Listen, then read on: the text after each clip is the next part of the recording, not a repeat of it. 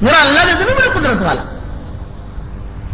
اب ابراہیم علیہ السلام دعوت دے رہے ہو ان کو کہ یہ تو سنتے نہیں ہے تمہارے جو ہے بڑے بڑے گدھے جتنے ہیں تمہارے یہ بت یہ تو سنتے نہیں کہ اتنے بڑے بڑے اور تم یعنی اتنے سارے مر جائیں گے بچا نہیں سکا.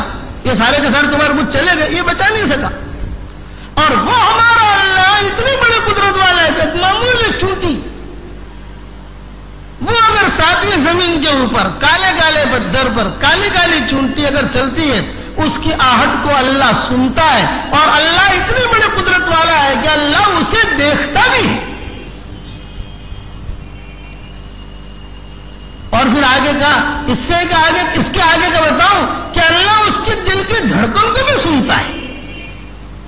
اس چھوٹے کے دل میں اگر خیال آتا ہے کوئی خیال دائیں جانے کا بائیں جانے کا آگے جانے کا پیچھے جانے کا تو اللہ اس خیال کو بھی پڑھ لیتا ہے. اف کہتے ہیں تم پر مجھے بڑا تعجب ہے.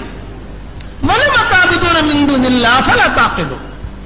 اللہ کی علامت تم کیوں اشارہ کے سارا کر رہے ہو؟ کیا اب خدا نہ کرنا کہ ان سے کوئی جواب بن نہ پڑا. ان سے کوئی جواب بن نہ پڑا. جب ان کے یہاں یاد رکھنا جتنے بھی باطل ہیں ان کے پاس کوئی جواب جب بن نہ پڑے گا تو یہ سیدھی لڑائی کی بات کریں گے. یہ یاد رکھنا کہ ان کا جب کوئی جواب بن نہ پڑا سب طرف سے جو راستے بند ہو گئے تو انہوں نے کہا بھائی یہ ابراہیم نے ہمارے بتوں کے ساتھ ایسا کیا اور یہ کیا وہ کیا. قالوا حرقوه وانصروا آلهتكم ان كنتم فاعلين. یہ نمرود نے آرڈر جاری کر دیا. یہ کورٹ نے فیصلہ کر دیا اس زمانے کی. کیا فیصلہ کیا؟ اسے جلاؤ. اور دوسرا اپنے معبودوں کی مدد کرو اپنے اللہ کی مدد کرو. تو ابراہیم علیہ السلام نے سنا تو ابراہیم علیہ السلام نے کہا مجھے جلانا نہ جلانا یہ تمہارے ہاتھ میں نہیں ہے وہ تو اللہ ہے. اللہ چاہے گا تو مر جاؤں گا اللہ نہیں چاہے گا تو نہیں مروں گا. لیکن تم یہ جو کہتے ہو اپنے معبودوں کی مدد کرو تو تمہارا اللہ مدد کا محتاج ہو تو ایسا اللہ کیا کام کا؟ میرا اللہ مدد کا محتاج نہیں ہے. میرا اللہ تو سب کی مدد کرتا ہے. قالوا حرقوه وانصروا آلهتكم ان كنتم فاعلين. اچھا کتابوں میں یہ بھی لکھا حضور اکرم صلی اللہ علیہ وسلم جب ہجرت کر کے مکہ مکرمہ سے مدینہ منورہ تشریف لے جا رہے تھے تو اس وقت بھی شیطان نے آ کر مشورے دیے تھے. اس وقت میں بھی شیطان نے ہی آ کر مشورے دیے. شیطان بہت پرانا ہے. آدم علیہ السلام کو دیکھا نوح علیہ السلام کو دیکھا اور ہود علیہ السلام کو دیکھا صالح علیہ السلام کو دیکھا ابراہیم علیہ السلام کو دیکھا. وہ آیا ہاں اسی لیے وہ حضور صلی اللہ علیہ وسلم کو بھی جب مشورے کر رہے تھے نا مشرکین مکہ کیا کرنا چاہیے کیا نہیں کرنا چاہیے یہ ہے وہ ہے تو شیطان جو ہے وہ آیا امامہ پہن کر سرما لگا کر ہاتھ میں لاٹھی. ابو جہل یہ سب بیٹھے ہوئے تو بعد مشورہ کر رہے ہیں یہ لوگ کہ کیا کرنا چاہیے. تو شیطان بھی کھڑا ہوا. ابو جہل نے کہا بھائی آپ کہاں سے آئے؟ یوں کہا میں نجد کا شیخ ہوں تمہاری مجلس میں شریک ہونے آیا ہوں. ابو جہل نے کہا ٹھیک ہے. اب وہ بات ہو رہی ہے کہ اب کیا کر رہے تھے. ایک آدمی نے رائے دی کہ محمد کے بارے میں ایسا کرو اسے قید کر دو تاکہ معاملہ یہ ختم ہو جائے. تو شیطان نے کہا نہ یہ تو بہت غلط رائے ہے یہ بہت غلط رائے ہے. قید کرو گے تو اس کی قوم جو ہے چھڑا لے گی اس کو. دوسرا جو رائے دی جلا وطن کر دو یعنی مکہ سے دوسری جگہ بھیج دو. شیطان نے کہا یہ بھی غلط رائے ہے. جلا وطن کرو گے تو اس کا دین تو پھیل جائے گا. یہ جہاں جائے گا اس کا دین پھیلے گا.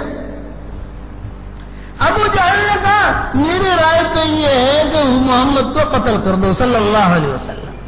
شیطان نے کہا ہاں یہ اچھی رائے ہے. چونکہ دونوں بھائی تھے ابو جہل اور شیطان نے دونوں بھائی دو رائے اس نے پسند کی. یہی معاملہ ہوا حضرت ابراہیم کے ساتھ. وہ سارے کے سارے جمع ہوئے. سب کیا کرے اس لڑکے کا یہ لڑکا. اب آذر بھی پریشان ہے ان کی آذر کی بیوی یعنی ابراہیم علیہ السلام کے والدہ یہ بھی پریشان نمرود بھی پریشان.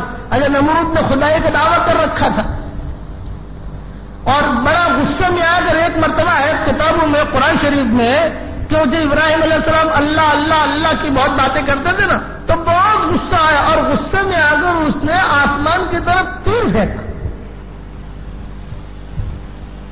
کیوں کہ آسمان کا جو رب ہے جس کے بارے میں ابراہیم بہت دعوت دیتا ہے اسے قتل کر دوں. کبھی گرمی چڑھتی ہے نا، تو خدا کی شان کہ اللہ نے فرشتوں کے ذریعے سے وہ تیر پکڑوا لیا اور وہ تھوڑا سا خون آلود کر کے وہ تیر نیچے اس کے سامنے ہی پھینکا اللہ نے. اس نے دیکھا تو ابراہیم کو کہا دیکھ تیرے اللہ کو مار ڈالا گیا.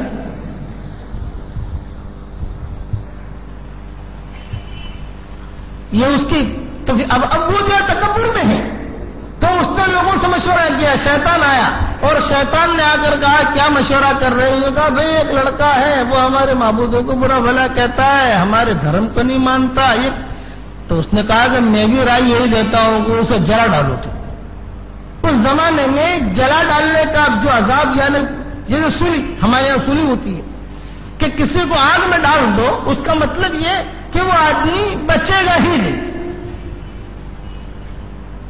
اب مورخین نے لکھا ہے اعلان کر دیا نمرود نے سارے ملک میں، عراق میں ایک تاریخ مقرر کر دی اور اعلان کیا، اور یہ اعلان کیا کہ اب لکڑیاں جمع کرنی شروع کرو.